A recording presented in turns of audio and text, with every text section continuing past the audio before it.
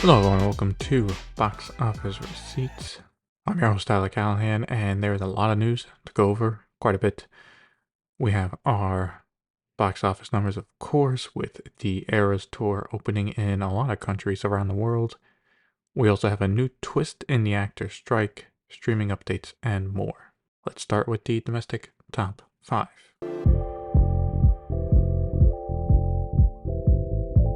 It comes as no surprise, but Taylor Swift's The Eras Tour debuted in first place with 92.8 million.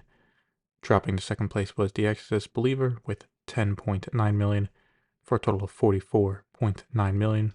Third place was Paw Patrol The Mighty Movie with 6.8 million for a total now $49.7 million. Fourth place was Saw X with 5.6 million for a total of 41.4 million. And in fifth place was The Creator with 4.3 million for a total of 32.4 million. So Taylor Swift did not open above 100 million for its opening weekend, but still, almost 93 million is really, really good. Social media was going off over the weekend with fans singing and dancing in screenings, and the film's reported budget is between 10 to 20 million, so it's already making a profit. As for records broken, it is now the second biggest opening weekend ever in October, right behind Joker.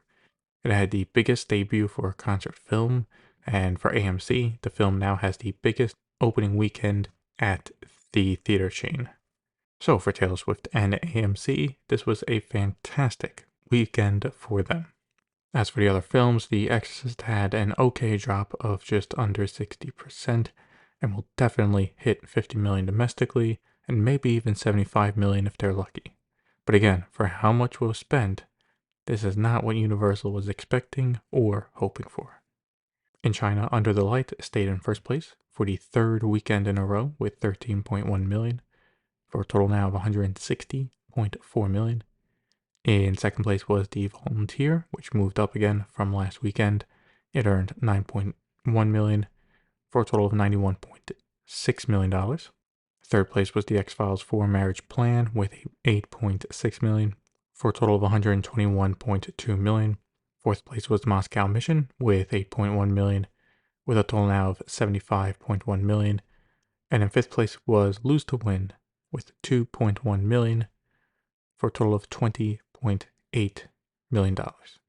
As for international numbers, the Eras Tour earned 30.7 million for a worldwide opening weekend of 123.5 million. So very domestic heavy, but part of that could be due to the late notice of it releasing worldwide.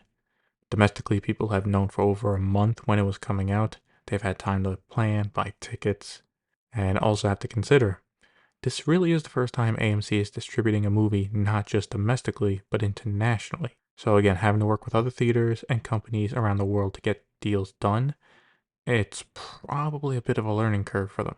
The film will be adding more countries on November 3rd, where it will open in Romania, Malaysia, Turkey, and Indonesia, among others. Paw Patrol The Mighty Movie earned another 24.5 million for a worldwide total of 126.4 million.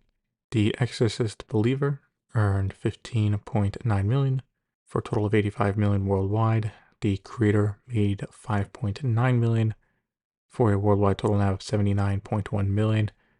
And Paramount has started doing a slow rollout of Trolls Band Together. It debuted in 5 countries and earned 1.35 million. As we switch to news in Hollywood, let's stick with the box office for a minute. Disney has pulled The Bike Riders from its release, which was set for December 1st. It was being released by 20th Century Studios for New Regency and is now undated. While it makes sense to push it off that date, as that is when Beyonce's film Renaissance comes out, I do find it odd that it didn't announce a new release date at all. With that being the case, I wouldn't be surprised if it doesn't come out until 2024, maybe in the spring. Also, while not official yet, Deadline is exclusively reporting that Deadpool 3 will be pushed back. They are reporting that Marvel Studios will be delaying the film, and even if the strikes ended right now, they would not be ready for a May release. This isn't surprising, as I think they only shot about half of the movie. So while yes, they've been editing whatever they recorded, whatever they filmed, you'd still need to film the other half, edit, and do special effects all in about 6-7 months. And considering the VFX getting worse at Marvel Studios with so much content coming out, so many changes. They'd be smart to push it back until it's properly ready. I could see a July, August release, and if not then, I'd say next November. Deadline also released an early box office look for the Marvels, and it's not looking good, with the expected opening weekend being between $75 to $80 million. If this happens, it would be the lowest since Eternals back in 2021, but that had the excuse of all brand new characters and coming out toward the end of the pandemic. The Marvels has, well, Captain Marvel in it. And look, Captain Marvel passing a billion was helped quite a bit by the fact it came out right before Avengers Endgame, so fans were wanting anything MCU related. Clearly, with the current state of comic book movies at the box office, and specifically the MCU over the past 2 years, no one is expecting the Marvels to hit a billion worldwide, right? That's not the goal. But I would think it should be doable to get close to, if not hit, half a billion like Ant-Man did. Anyway, we will find out soon enough. Now let's talk about the actors' strike. First, SAG-AFTRA has sent guidelines for Halloween, saying to not dress up as any characters from movies or shows, and instead, if you want to dress up, it should be a generalized character. So for example, you can dress up as a ghost, but not say Casper the Ghost, or as a zombie, spider, etc. So far, the reaction to that from the union members has not been positive, and I kind of get it. It's stupid. Like, I get the point being that you don't want the union members who have been striking to dress up as the most famous characters owned by the studios, but I would say they should, just for the simple fact that while they might not have legal ownership over them, creatively, they helped bring these characters to life. Like, how many people are going to dress up as Barbie, Ken, and Oppenheimer for Halloween? A lot. And that's due to the films made by cast and crew. Like, no one was dressing up as Oppenheimer last year, or Ken, you know? But that wasn't the twist I talked about at the start of the episode. No, that's just something that's going on in general. This is something different. In an exclusive from Deadline, they reported that a small group of actors came together to talk to the union. Their proposal was to remove the membership cap, which is currently set at $1 million. This would allow the top actors to pay more to the union, and they also want to change the residual structure so that the actors at the bottom of the call sheet for a film or show get paid first and then work up to the top. As for why they are doing this, well, they are pushing for it because they want the strike to end ASAP, and with it at getting close to 100 days, it could be lasting longer than the writer's strike. So who is part of the group? Its members include George Clooney, Emma Stone, Ben Affleck, Tyler Perry, and Scarlett Johansson, among others. And the group is not being secretive about it either. In fact, George Clooney talked to Deadline about it. Here's a quote. Quote, "We've offered to remove the cap on dues, which would bring over $50 million to the union annually, well over $150 million over the next 3 years. We think it's fair for us to pay more into the union.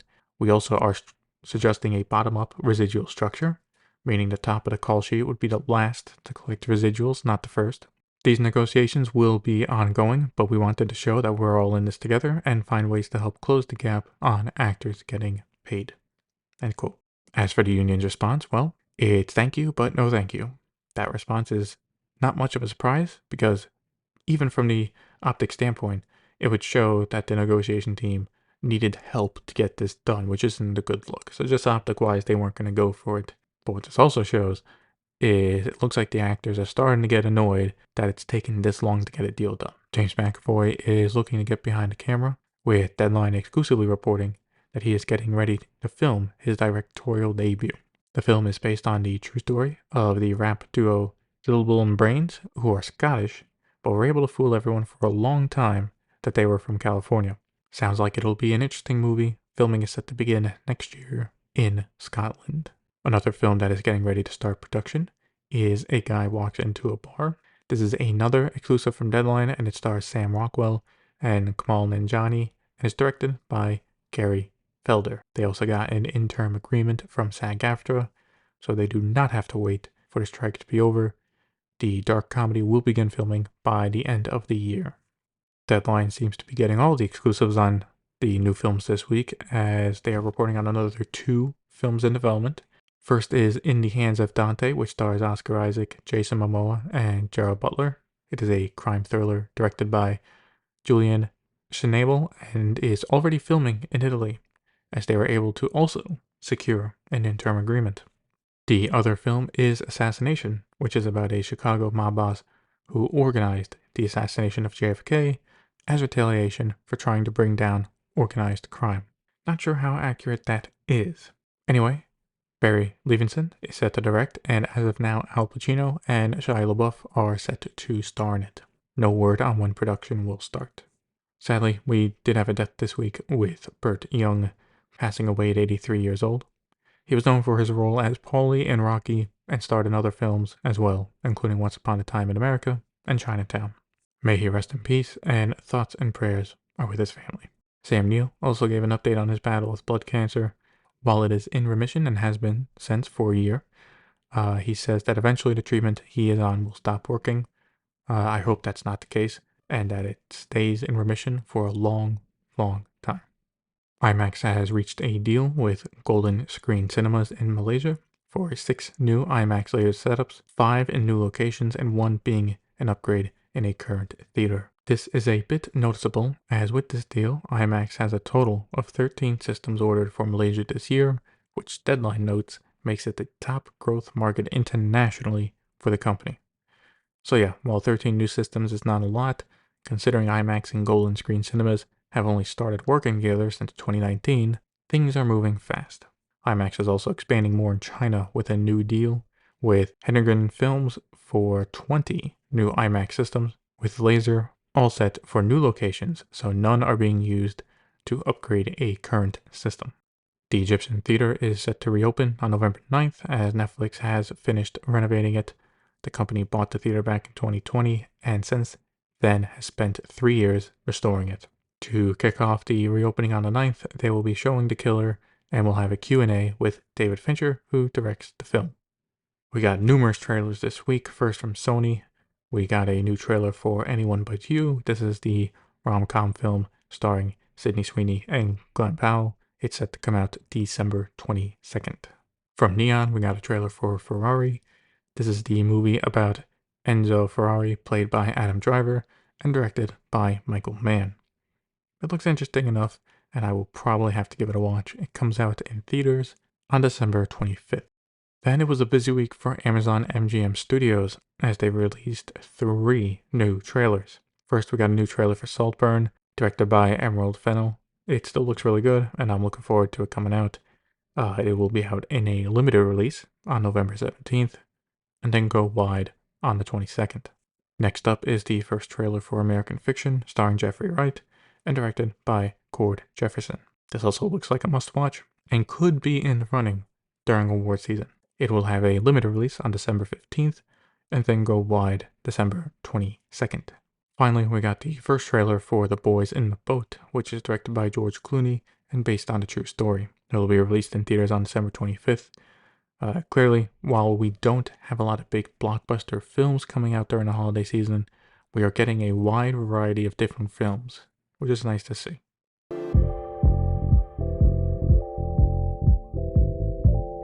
For VOD Premium, let's start with Max, where it was announced that The Nun 2 will hit the streaming service on October 27th.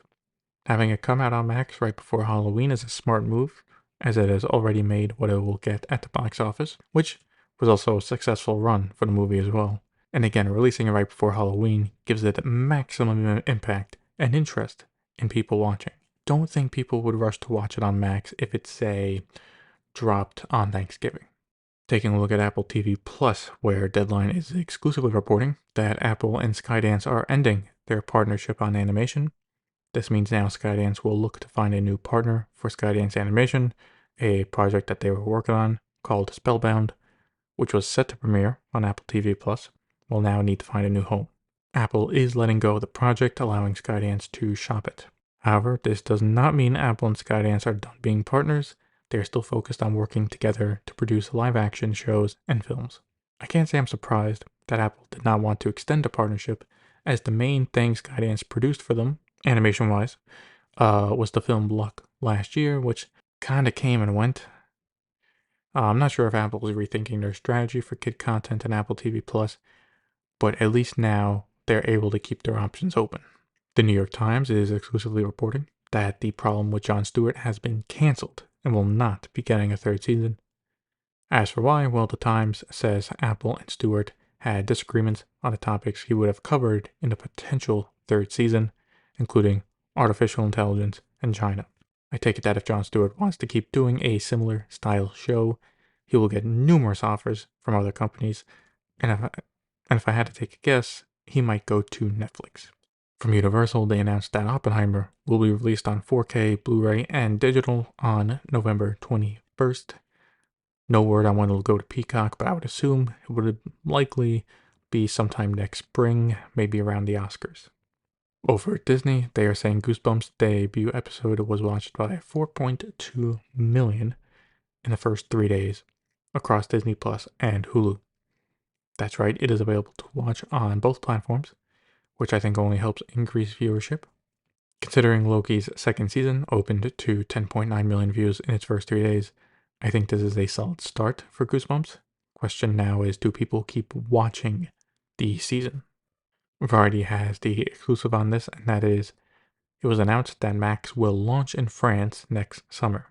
This was said at a trade show in Cannes. Not only that, but it was said that the company will also be bringing live sports to Max for European customers as well, working on adding the rights they have with Eurosport. This includes tennis matches as well as the upcoming Summer Olympics.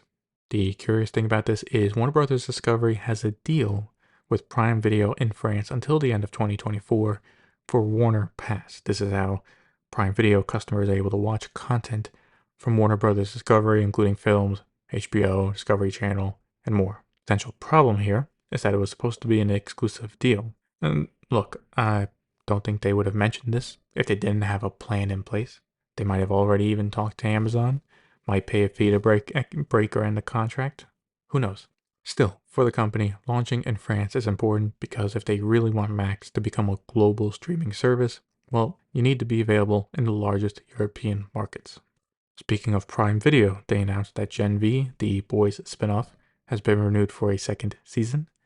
This isn't too much of a surprise, as The Boys really has become a key franchise for Prime Video TV. Also coming to Prime Video is a BTS concert called BTS Yet to Come. This is a concert film that took place last year and will be available on Prime Video on November 9th. Now let's finish up with Netflix, as they have a lot going on. First, the third quarter numbers, which were good. The company continues to gain new subscribers with 8.7 million more subs for a worldwide total of 247.1 million. Assuming the fourth quarter is good to them, we will be starting off next year saying Netflix has 250 million subscribers. This was ahead of what analysts expected, which was around 6 million subscribers. Along with this, they decided on changing what they said earlier in the year, and that there will be another round of price hikes. However, it'll only be in the United States, the UK, and France. Using the United States as the example, the basic plan is being increased from $9.99 to $11.99 per month. Note, this one is not available to sign up for anymore, so this is for customers who still have it. Basically, Netflix wants you to move either up or down on the plan options. For the high-end premium plan, that is increasing to $22.99 monthly. It currently costs $19.99. The other plan prices remain unchanged. As for why the increases, this is what they said in the letter to shareholders. Quote, while we mostly paused price increases as we rolled out paid sharing, our overall approach remains the same. A range of prices and plans to meet a wide range of needs, and as we deliver more value to our members, we occasionally ask them to pay a bit more. End quote. I can't say I'm surprised about it. The reason being is it's clear they want people on the ad tier plan. Yes, they will keep the ad-free plans around, but you're gonna have to pay for it. And at this point, I'm curious how far they're gonna keep pushing it. Is it gonna be $25 for the premium plan? $30? Also, something worth noticing is how much Netflix is spending on content this year has dropped quite a bit. They are now expecting to spend $13 billion on content for the year, down from the expected $17 billion. Part of this is clearly due to the strikes, as it's hard to spend money buying projects if you can't negotiate with actors and writers. But for Netflix, they are able to save that money, and as we have seen with these numbers, they can continue to grow.